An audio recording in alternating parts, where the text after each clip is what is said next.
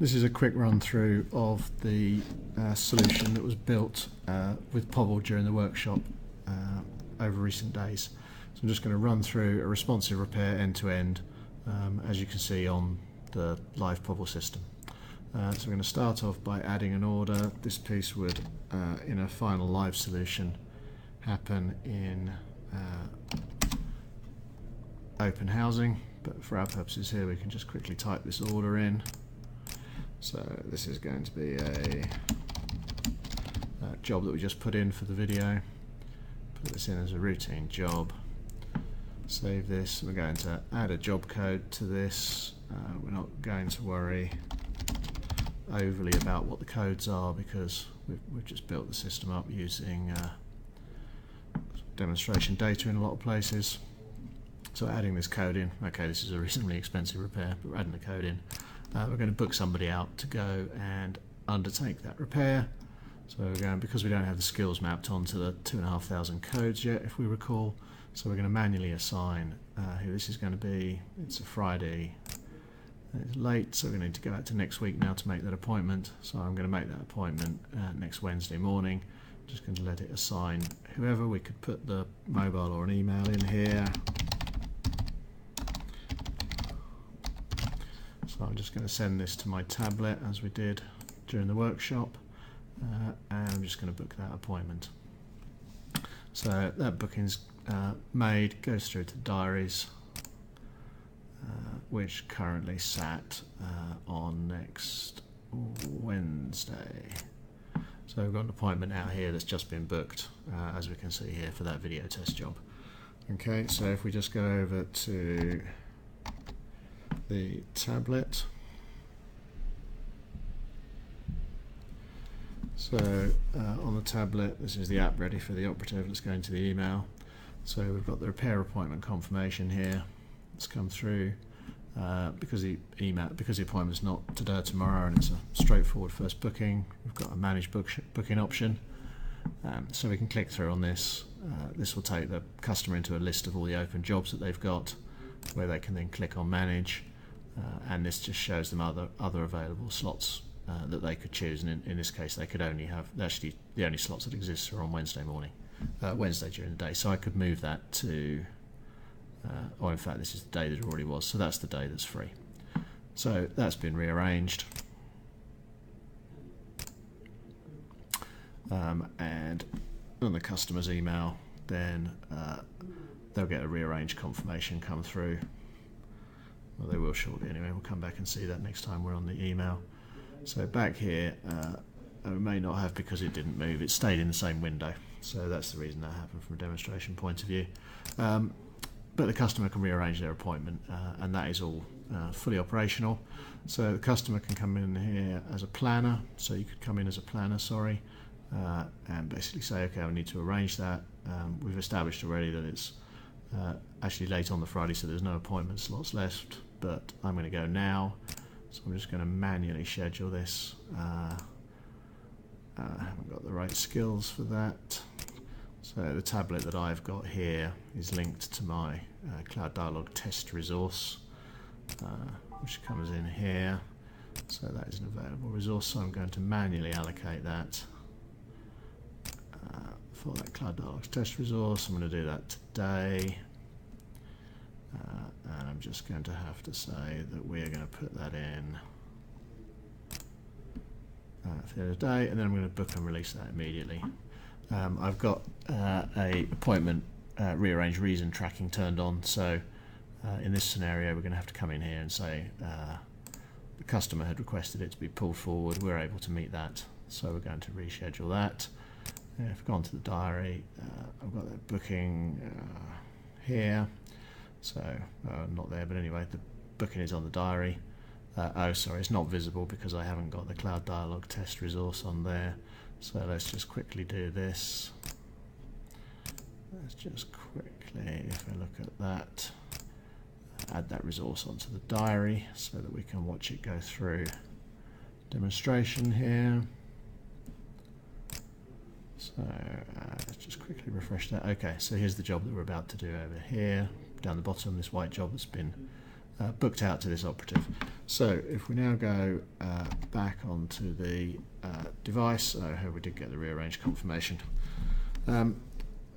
Let's go back onto the device. Let's be the operative. So the operative is just logging in, signing into the van, which is this pobl 1. This would actually be the registration number of the real van.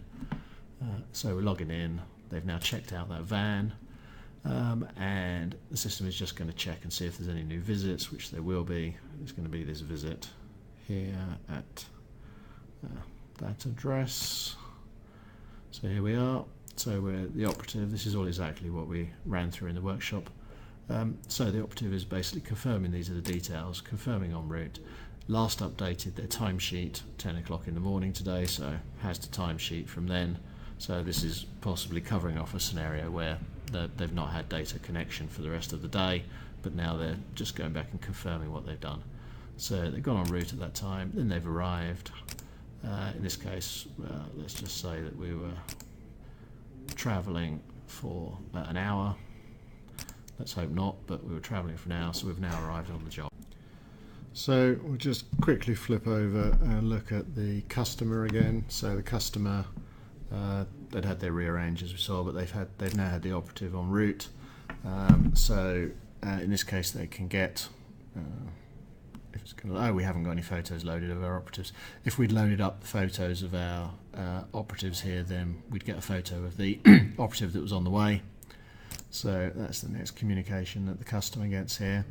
And then if we're back to the operative, so the operative at this stage can start capturing photos. So we can just come here and basically say, okay, this is going to be a pre-work photo, so start of job photo, and they'd indicate where that was that they were doing this. And then we can just take a photo, so just take a photo.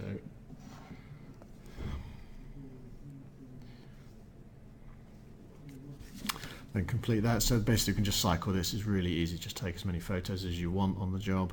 And then we've also got set up on here, so we've got the van stock. So remembering that we just loaded up a dummy van stock at the moment because we didn't have any material information, but it allows us to go through the process. So we can just come through and pick anything, doesn't matter what it is, because these are not really the parts that you've got. So you can just grab an anything, no idea what that is. But anyway, so this is how we can just record that we've used things off the van. You'd really search up here. So if it was some coupling, then you'd type coupling and you'd find that. And you'd say I've used one of those, and these would just automatically get replenished out through Travis. So this will have sent a replenishment order straight off to Travis, who would have picked that and put it in a box with this operative's name on it to replenish that van back up. So we go back to the visit. So this operative might, I'm not going to cover off the travelly piece of it, but we could do the travelly piece. So the operative might have also bought something over the counter. So we've set up just one other example supplier here at the moment, which is Robert Price. And the operative's just going to say that they've done an over-the-counter order. There is only the one part here, so we've just got this general purchase part because we don't know what it is. We're assuming that this is for suppliers where it is really just ad hoc purchase. So we'll say that it is this code, and the operative's going to come in here and say that they've spent £15.62. They're going to say, oops, there was a piece where I should have said what that was. I didn't say what, it doesn't matter. Anyway, so they've come in and said that they've bought this item. Oh, actually, I think that's about to come. So we're going to come up here and we will say that this was a special door handle before we just close that order off. So now we've closed that order off, that will get queued, and then the operative would take a photo of the invoice. I have not got a photo of the invoice here, but take a photo of my keyboard, and we're going to pretend that this is the invoice. The operative is going to just classify that again, so they're going to say this is an over-the-counter material invoice. Location's not relevant here, and then we're just going to save that. So that will all get saved onto the job. So the operatives basically recorded some van stock, recorded some other material pieces. We've got the time being clocked. Then we're just going to say that we've finished. We could do an end of job photo as well, but we say we've just finished. this is the job code, the SOR code that we got sent out to do. So we're going to say that we did in fact do that. The process that we discussed through is that the training will be basically you complete it if you did do it, and if it was a different code, then you just leave it because it's too complicated for the operative to vary with the number of codes. So someone will do that in back office. We'll have a quick look at that later. So we're just completing the job, completing the SOR, confirming that's what we've done. Coming along, we're going to say the job's fully complete, and going to get the operative to give you a decent description of what happened.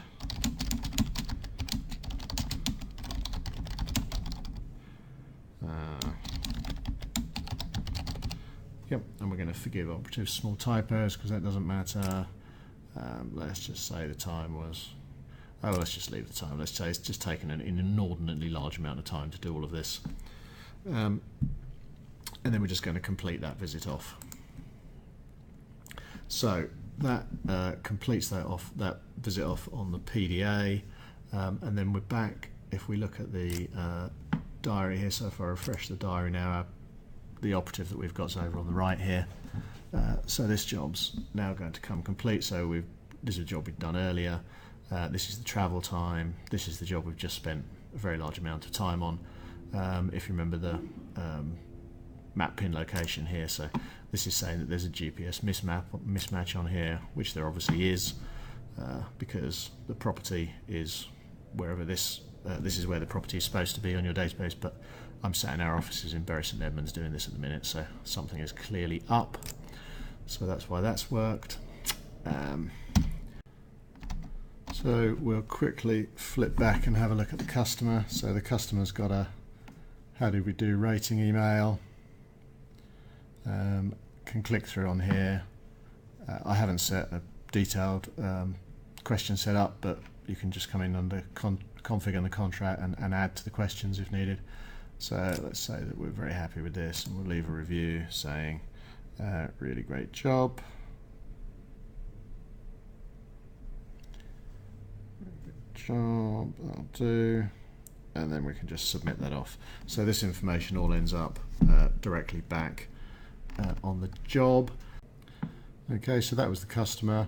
Back in the office, the supervisor's looking at a board, well, hopefully not in the office. This is an example of a job that hasn't been picked up by the system as needing checking. So the process here is, if we recall that if there is either not coded up or if the margin on the job is inconsistent with the amount of work that we're claiming, then it's going to throw that into the job to check bucket here. However, this job here is an example of one that's actually gone straight through. So this video test job that we're doing here has gone straight through to financially complete.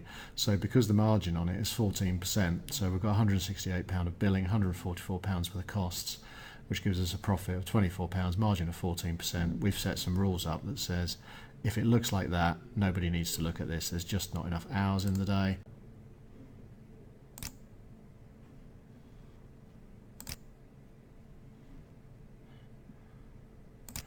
So we can have a look at the photos that were on the job. Obviously these are not right, but then a light box comes up, so we can then scroll through the photos. They're all time-stamped, record of who did it, where they were, what the photo is, so we can filter them by classification. This is supposed to be the receipt of the material invoice. We've got some information about that direct purchase that took place. So have a look here at the purchase order. So we've got the special door handle that we've purchased in here. Back on the costing of the details, we've got some information about the visits with the operative saying they had to change the door handle, had to buy, so this is useful information coming through here. It's been automatically checked, so there's nothing for us to do. We've got the job code. We could, it's now financially completed, but if we brought it back, then we could change the job codes. And we've got the costs on here. So we had the parts that we've taken out of the van stock, which we've got the costs on from the van stock.